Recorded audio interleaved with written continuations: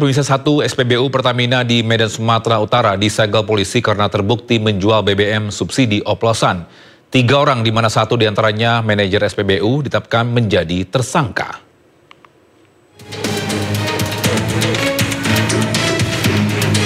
Satu SPBU Pertamina di Jalan Flamboyan Raya Medan Tuntungan disegel polisi setelah ditemukan praktik pencampuran BBM Pertalite dengan BBM Oktan 87 yang bukan produk Pertamina. Ketiga tersangka, di mana satu diantaranya manajer SPBU, menggunakan truk tangki distribusi produk Pertamina yang sudah habis kontraknya.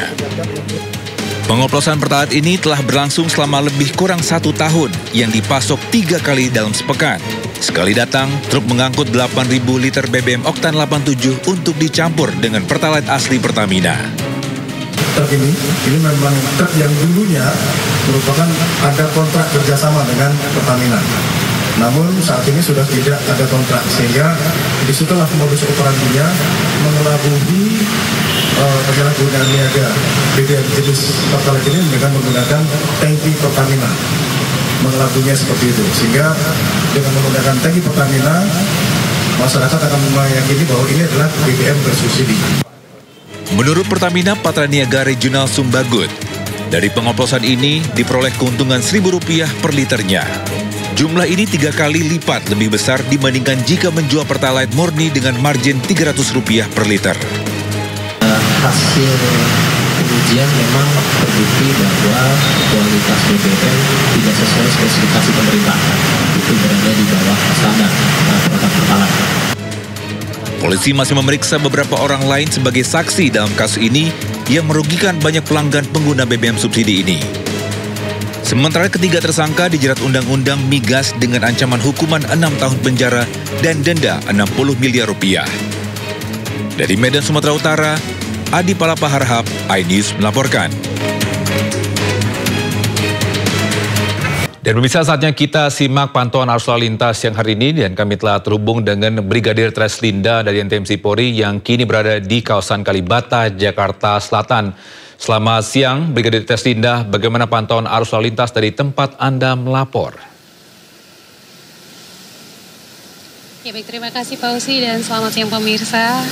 Saat ini dari kawasan Kalibata, arus lalu lintas nampak dalam keadaan ramai lancar, baik itu kendaraan dari arah Dewi Sartika yang akan mengarah ke arah Kalibata melalui jalur ini saat ini dalam keadaan ramai cenderung padat, di mana memang terdapat juga kawasan apartemen dan juga mal-mal di kawasan ini, sehingga memang pada siang hari ini kendaraan dari arah Dewi Sartika yang akan melintas di kawasan ini dalam keadaan ramai cenderung padat, di mana antrean kendaraan ini mencapai 200 meter.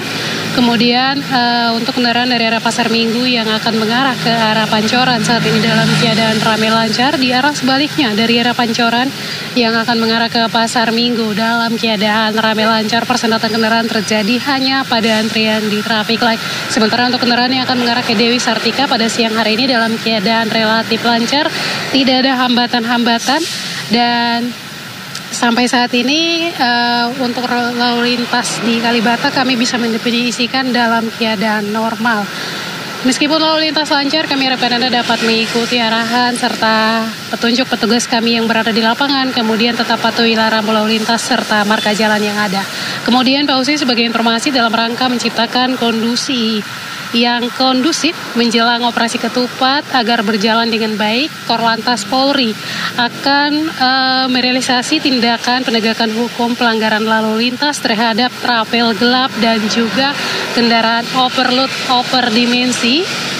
Sebagaimana diketahui, selama kurun waktu tahun 2023 jumlah pelanggaran overload overdimensi ini mencapai 152.000 kendaraan, dan untuk di tahun 2024 mencapai 1.500 kendaraan demi menekan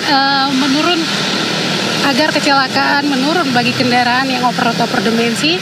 Korlantas Polri akan terus melakukan tindakan represif preventif dan juga tindakan penegakan hukum, di mana hal ini bertujuan untuk menekan tingginya angka kecelakaan lalu lintas bagi kendaraan angkutan barang yang membawa muatan melebihi kapasitas.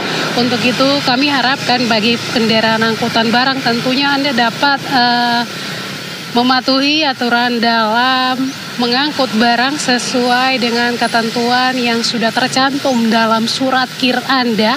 Hal ini untuk mencegah terjadinya kecelakaan lalu lintas dan juga untuk menciptakan kondisi yang kondusif dalam rangka menyambut operasi ketupat atau pelaksanaan Lebaran Idul Fitri 2025 nanti. Dan tentunya bagi Anda yang akan beraktivitas, periksa kembali kondisi kelayakan kendaraan Anda, pastinya dalam keadaan baik, kemudian Anda sendiri dalam keadaan sehat demi terciptanya lalu lintas yang aman dan juga lancar. Bagi Anda yang akan mengupdate informasi-informasi seputar arus lalu lintas terkini, kami siap melayani Anda di 15669 ataupun melalui SMS center kami di 9119. Demikian Brigadir Treslinda melaporkan langsung dari kawasan Kalibata, Jakarta Selatan. Kembali ke studio, silakan. Baik, terima kasih Brigadir Treslinda atas laporannya dari kawasan Kalibata, Jakarta Selatan. Selamat bertugas kembali dan salam presisi. Bisa ruang IT yang berada di lantai 8 Gedung Kementerian Komunikasi dan Digital atau Komdigi di Jalan Medan Merdeka Barat terbakar Sabtu dini hari.